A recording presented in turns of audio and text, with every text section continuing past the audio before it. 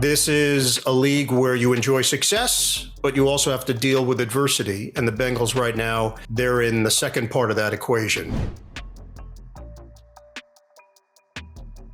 He called the Bengals season opener, and he will be back in the booth for CBS this Sunday. My pal, Ian Eagle. Let's talk about the Bengals. Through 2 games, they've surrendered 13 sacks. They obviously addressed the offensive line in the offseason. Do you consider that to still be the biggest question mark?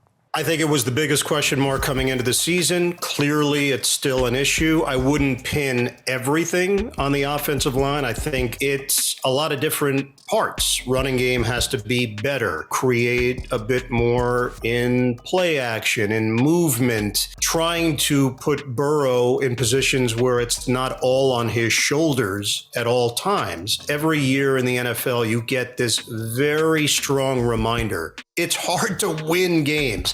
And when you have it rolling, like the Bengals did last season, it's hard to imagine not seeing things go smoothly. This is a league where you enjoy success, but you also have to deal with adversity. And the Bengals right now, they're in the second part of that equation. They're trying to figure out how to bounce back from these adverse results. There's no such thing as a must-win game in Week 3, but there are critical games, particularly after an 0-2 start. How critical is this game for Cincinnati, in your opinion?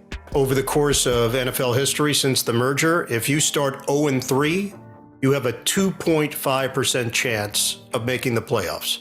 Can it happen? Yes. Does it happen often? No. The stats don't lie.